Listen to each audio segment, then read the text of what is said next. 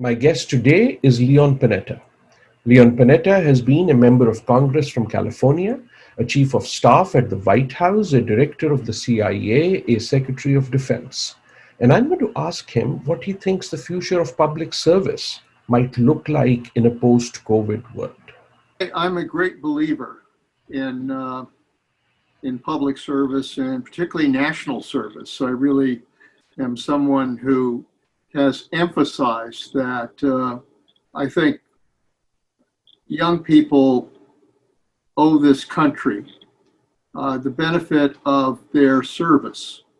And I've been advocating a national service program that would have young people be able to serve their country for a period of 2 years, whether it's in education or healthcare or the military or other areas of need within our society, and then provide for them a GI Bill that would help them pay for their education expenses. But the most important aspect is to create this sense of service back to our country. And it is really important to inspire young people to national service and to give back. I think to have a strong democracy demands that people sense a duty to give back to their country. And I think that there is this sense as a result of COVID-19 and the crises that we're facing,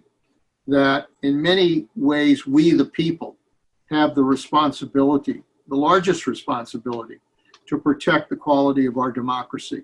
In this time of a pandemic, of an economic crisis, of unemployment, of societal divisions, do you see young people moving towards or moving away from the idea of public service? Our Panetta Institute conducts a poll of all college students every year as to their attitudes towards what's happening in the country and politics and other things.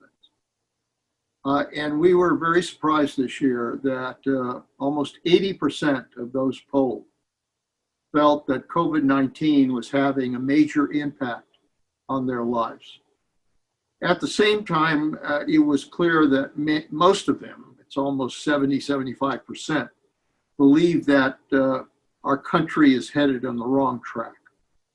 And yet, despite those concerns, there was an interest in not only public service, but also an interest in our elective process, which was the most encouraging part of the poll. That despite their concerns about what was happening to them, about their careers, about whether or not they would be able to enjoy that American dream, they still deep down believe that it is important to be a part of our process, not to walk away from it.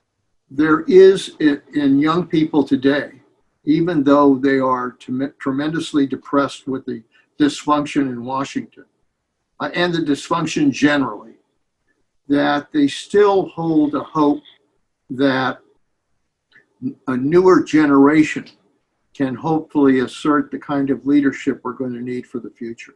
You have been an advisor to the most important positions in public life.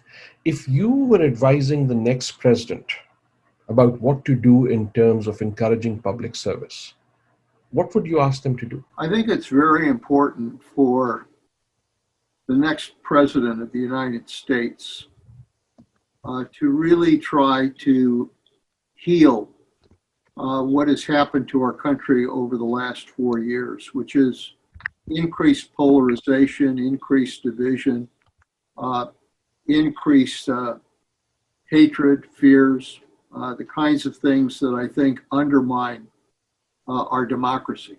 So I think a new president really has a set of goals that have to be established to try to, in many ways, provide a rebirth for our nation in terms of our values and our freedoms. Secondly, the economy needs to be restored. The key to that is obviously dealing with COVID-19, but I also think we need a vision about the kind of jobs we need for the future. And we need to provide those jobs for young people working in conservation, working in healthcare, working in education, working in our communities. And I think a new president has to create the idea of national service at the core, in which young people can serve in these areas. I came up in the draft era in the Army, and it gave me a tremendous sense, because there was a draft, of being able to relate to people from all parts of our country, to understand them, to understand that they could work together and they could fulfill a common mission. I think we need to do that, particularly with younger generations today, is give them an understanding and a sense of what it means to work with others, to be with others, to create a sense of team, so that we can really promote a whole new understanding of our humanity.